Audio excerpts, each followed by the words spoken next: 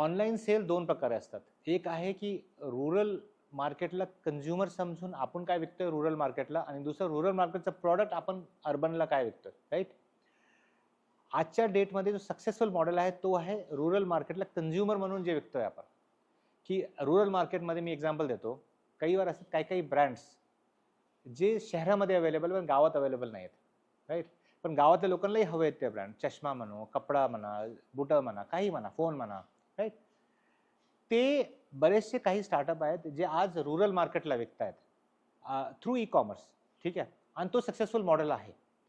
दुसरा मॉडेल जो आहे, जो अजूनही ज्याच्यावरती आणखी कामाची गरज आहे, तो आहे की रुरल प्रॉडक्ट आपण कसे मार्केटमध्ये अर्बन मार्केटला आणू शकतो.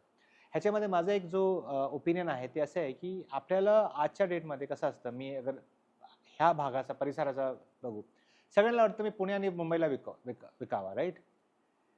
पण त्याचे चॅलेंजेस, तो एक खूप चांगला ड्रीम आहे, पण त्याच्यामध्ये खूप चॅलेंजेस असतात आणि आम्ही ते करून बघितलं तर आम्हाला माहिती आहे. लॉजिस्टिक चॅलेंज म्हणा, व्हॉल्यूम चॅलेंजेस म्हणा, कन्सिस्टन्सी म्हणा, बरेचसे प्रॉब्लेम असतात.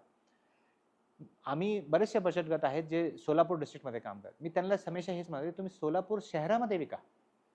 30, 35, 40, 50 किलोमीटर आहे जास्तीत जास्त, तिथनं जास्त नाही. बरेचसे बचत गट सोलापूरच्या बाहेरच आहेत. सोलापूर एक चांगला मार्केट आहे.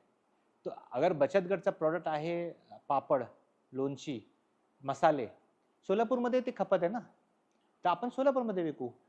नाशिकचे बचत गट नाशिकमध्ये विका, राईट. तर फक्त रुरल मार्केटला फक्त पुणे आणि मुंबईच मार्केट नाही आहे. रुरल मार्केटचं तिथलचं लोकलचं डिस्ट्रिक्ट असू शकतो आणि लोकल तालुकाही असू शकतो, ठीक आहे. आपल्याला हे बघावं लागणार की हे प्रॉडक्ट आपण एफिशियंटली कसे मार्केट करू शकतो, राईट. आणि आता डिजिटल अवेअरनेस, मी अगर बार सोलापूरमध्ये मी ते बघितलेलं, तर सोलापूरमध्ये अगर बघितलं, सोलापूर एक खूप ॲडव्हान्स शहर आहे. तिथे डिजिटली अवेअर आहे, तिथे लोक ॲप्स वापरतात, तिथे फोन वापरतात, सगळं काही वापरतात. आपण तिथून 50 किलोमीटर बाहेर असलो तरी प्रॉडक्ट सोलापूरमध्ये विकू शकतो. आणि माझा व्हॉल्यूम ॲज अ एक बचत गट म्हटलं तर माझा व्हॉल्यूम इतका नाही आहे की मी पुण्यामध्ये विकू शकतो. मला मार्केट तेवढं सोलापूर आहे ना. जेव्हा माझा व्हॉल्यूम वाढेल तेव्हा मी पुण्याचं बघायला पाहिजे. पण आजच्या डेटमध्ये जेव्हा मला स्टार्ट करायचं तर मला लोकल मार्केट बघायला पाहिजे. सोलापूर असू शकतो या तुमचा लोकल तालुकाही असू शकतो. आणि माझ्याकडे बरेचसे असे क्लायंट आहेत जे लोकल तालुक्यामध्ये विकतात आपले प्रॉडक्ट, ठीक आहे. फक्त